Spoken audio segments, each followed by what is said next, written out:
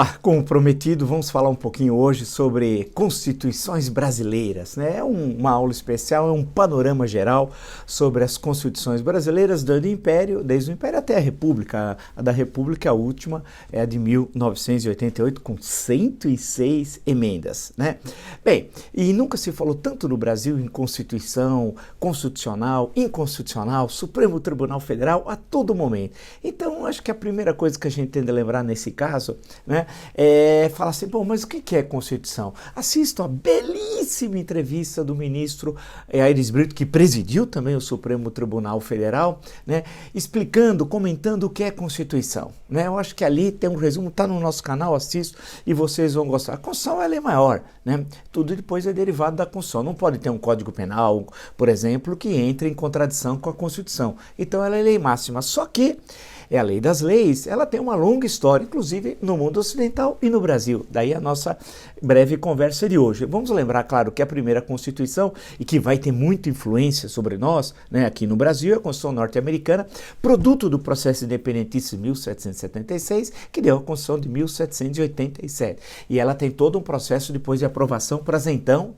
antigas 13 colônias, que depois se transformarão nos 13 Estados Unidos da América e tal. E a partir dali nós temos a questão das constituições da Revolução Francesa, né, na última década do século XVIII, né, e isso vai influenciar muito no início do século XIX, os processos independentistas aqui na América Espanhola e suas constituições, que são muitas, né, e também na Península Ibérica, tanto a Espanha, primeiramente, aí depois Portugal, com a Revolução do Porto, que vai levar à edificação da primeira Constituição portuguesa, que vai ter reflexo direto no processo independentista brasileiro, né? Então, vamos historiar um pouquinho essa coisa, né, de constitucional, inconstitucional. A pergunta é, se é inconstitucional, quem decide hoje, né? É o Supremo Tribunal Federal, é o caput do artigo 102, caput é a cabeça do artigo, que diz que o STF é o guardião da Constituição. Portanto, tudo é feito a Constituição, quem é a última palavra? O Supremo Tribunal Federal. A Constituição influencia a nossa vida. Não pensa que a Constituição é uma coisa abstrata. Não.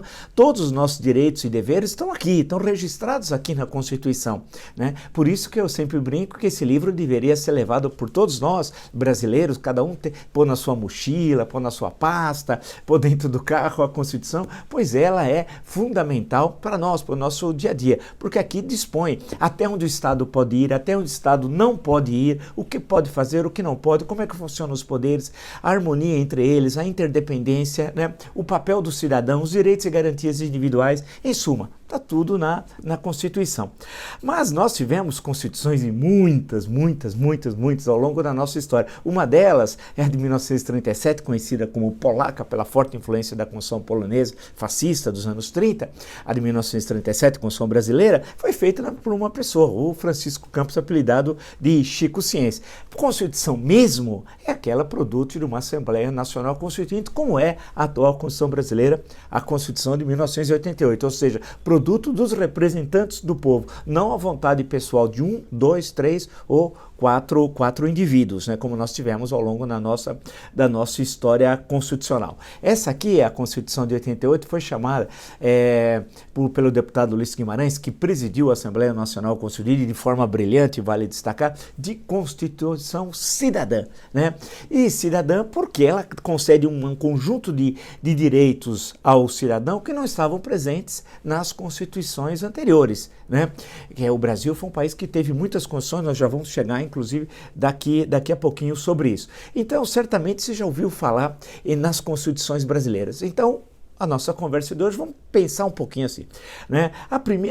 Eu queria apresentar aqui para vocês brevemente uma proposta, e junto com a aula, de um curso online sobre história política das constituições brasileiras. Não é uma história no sentido jurídico, estritamente, de direito constitucional, não. É mais. É uma história política das constituições brasileiras. Como é que politicamente se chegou aos textos constitucionais de 1824, a do Império, e das Constituições republicanas, em 1891, 1934, 1937, 1946, haja Constituição, 1967 e a Emenda Constitucional número 1 de 69, que altera profundamente a Constituição de 67, e finalmente a Constituição Cidadã de 1988. Então são 7 aulas nesse curso de História Política, da História Política das Constituições Brasileiras, né? Analisando, e isso é importante, que nós justamente queremos apresentar isso para vocês, analisando o conjunto das constituições e o processo político, sempre tendo preocupação com a questão política. Então, o curso vai se desenvolver como? Nós temos a primeira Constituição de 24, um primeiro encontro, depois a Constituição de 1891, a primeira Constituição republicana, o terceiro encontro, a Constituição de 1934, o quarto encontro, a Constituição de 1937, a célebre polaca, tristemente célebre, vale destacar, depois a Constituição de 46, o sexto encontro é a Constituição de 1967 e o último encontro, a Constituição de 88. Teremos depois um encontro especial para pegar o conjunto de questões mais relevantes que vocês tenham destacado, que estão presentes no curso, e que eu vou dialogar com vocês sobre essas questões que vocês vão encaminhar. Então, por exemplo, vocês falam assim, mas o que adianta? Mas para que saber tudo isso? Por exemplo, 1824, primeira Constituição Imperial. O que ela tem de diferente? É de 4 poderes, legislativo, executivo e judiciário, assim como todos, mas tem um poder diferente, que é o poder moderador, que inclusive está sendo muito discutido nos tempos contemporâneos. O exército é poder moderador? Vem toda essa discussão. Então nós precisamos conhecer o que é o poder moderador. Os 4 artigos na Constituição de 24 que tratam disso. Então, no nosso episódio, que a gente vai discutir a Constituição de 1824, nós vamos analisar como é que se produziu o poder moderador e seus efeitos políticos naquela conjuntura, no primeiro reinado, no período regencial e no segundo reinado. A Constituição de 1891, a primeira Constituição republicana, ela separa a Igreja de Estado. Isso foi um grande avanço, porque tinha o padroado, o direito do padroado, que o Estado controlava a Igreja, tal qual havia em Portugal. E o primeiro imperador brasileiro, Dom Pedro I, se considerou herdeiro dessa tradição e isso foi incorporado. A Constituição republicana, ainda bem a primeira, separa uma coisa da outra. E você tem ouvido muito falar essa relação entre religião e Estado. Não tem até uma bancada da Bíblia e tal? Por exemplo, o casamento civil nasce como um produto da República e da Constituição de 1891. Então, veja como a gente retroage e vê questões do presente nas constituições do passado, para entender como tudo isso apareceu, né? A Constituição de 1934, a Constituição posterior, portanto, à Revolução de 30, que cria o Brasil moderno, o Brasil contemporâneo, ela tem lá o seu Assembleia Constituinte, tem 20 representantes classistas e trabalhadores e 20 classistas e empresários. Forte influência, portanto, do fascismo italiano, mas é aquela que pela primeira vez legaliza os sindicatos, que são fundamentais e motivo de polêmica até os tempos contemporâneos. Basta recordar no governo Temer a recente reforma trabalhista e toda a discussão dos sindicatos, do financiamento dos sindicatos, do papel dos sindicatos. Isso já está lá na Constituição de 34, assim como questões que afeitas ao nacionalismo, ao subsolo, a questão do petróleo, como isso está presente até hoje, né? Isso também está lá na Constituição de 1934. E é bom lembrar que essas ideias autoritárias, tal, que muito presente nos anos 30, vai marcar a Constituição, especialmente a Constituição polaca, né, como é apelidada, de 1937, da ditadura do Estado Novo. Então, muita coisa que você ouve falar sobre fascismo, nazismo hoje, entende, voltar à Constituição de 37 e analisar aonde tem, se é que tem, fascismo, nazismo, de que forma. Há características do fascismo italiano que acabaram sendo incorporadas ao texto constitucional brasileiro, mas a gente tem de ver isso com calma, analisar, ver como é que isso ocorreu. Há uma espécie de preâmbulo, uma espécie de introdução à Constituição de 37, caso único em todas as constituições do Império e da República, 37 é um ponto fora da curva, né?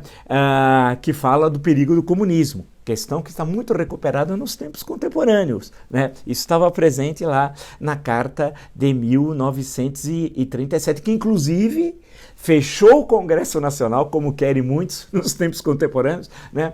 Porque durante toda a ditadura do Estado Novo, de 37 a 45, as câmaras municipais foram fechadas, assembleias legislativas e o Congresso Nacional. E o Judiciário teve sobre um controle direto, manteve-se aberto, mas sob controle direto do Poder Executivo. Poderes dados pela Constituição de 37, aquela escrita pelo Chico Ciência. Então, questões que hoje estão presentes na nossa conjuntura. Daí a importância de entendê-las nos anos 30 e como relacionar com as questões do Brasil contemporâneo. Mas vai ser no nosso encontro sobre a Constituição de 37. Aí temos a Constituição de 46, que é um salto, é a Constituição posterior à Segunda Guerra Mundial, né, naquele clima de euforia da vitória contra o nazifascismo, e que o Brasil participou a partir de 42, quando declara guerra às potências do eixo, né, Alemanha, Itália e ao Japão, envia as tropas, a FEB, a Força Expedicionária Brasileira, ao teatro da guerra, no caso da Itália, né, e o Brasil participa então da vitória das forças democráticas. Isso está muito presente na Constituição, até aquele momento mais liberal do Brasil, que é a Constituição, até aquele momento, a Constituição de 1946, que fala em igualdade, numa série de direitos, e fala pela primeira vez o direito de greve e tal, que era uma reivindicação, apesar de nunca ter regulamentado, mas que era uma questão histórica dos trabalhadores. Então, está lá presente na Constituição de 46 e uma série de direitos e garantias individuais que são extremamente importantes, até os tempos atuais. A gente sabe quão importante é a liberdade e como conspiram diuturnamente para destruir as liberdades democráticas no Brasil, né? Então, parte dessas liberdades já estavam presentes na Constituição de 46 e nós teremos um encontro dentro dessa história política das Constituições brasileiras, desse nosso curso, discutindo especificamente a Constituição de 46. Aí chegamos ao regime militar, tão falado hoje, né? Falam toda hora regime militar, regime militar. Então vocês vão ver na aula sobre a Constituição de 67, que junta com a emenda constitucional número 1 de 69, que altera a Constituição de 67, e junto com os atos institucionais, foram 17 atos institucionais, fora dezenas de atos complementares, etc., mas 17 atos institucionais, e o mais conhecido, 13 de dezembro de 68, ato institucional número 5. Nesse encontro sobre a Constituição de 67, passaremos também pelos atos institucionais e também pelo célebre, tristemente célebre, AI-5, que é tão falado agora, né, por fanáticos, extremistas e tal, né, e discutiremos também nessa aula sobre 67, sobre a Constituição de 67, muito das questões contemporâneas, a questão de ditadura, liberdades, né, como é que fica a questão econômica, os direitos e garantias individuais, qual é o papel do Estado, qual é o papel do Legislativo, qual é o papel do Judiciário. Então vai ser uma boa discussão, uma boa conversa sobre isso. E finalmente, né, em termos constitucionais, teremos nosso penúltimo encontro, quando eu digo finalmente, porque termina as Constituições, teremos depois um outro encontro. Mas a Constituição de 88, a Constituição Cidadã, que é a atual Constituição, 106 emendas, é verdade, desde a sua promulgação a 5 de outubro de 1988, e vamos analisá-la e ver quão importante ela é. E a cada ano que passa, ela é mais importante ainda, que é a Constituição que está em vigência atualmente, né? Então, portanto, nesse nosso curso, que nós vamos dar todo esse apanhado, né, nós teremos 7 aulas completas sobre as Constituições brasileiras do período entre 1824 a 1988, teremos mais uma aula online respondendo às dúvidas, portanto, além das 7, mais 8 aulas no total, né? Vamos ter um grupo no Telegram, né, para trocarmos ideias sobre a questão das constituições, tal, questões que nós vamos sempre lembrar, e o curso também tem um certificado de conclusão para todos aqueles que participaram. E vocês vão encontrar o conjunto dessas informações no www.cursosdovila.com.br. Se inscreva logo, e por que eu sugiro que vocês se inscrevam logo? Tem 30% de desconto, é um desconto especial de lançamento, né? 30%. Então vocês vão ter, e com condições bastante favoráveis para que vocês possam participar no curso.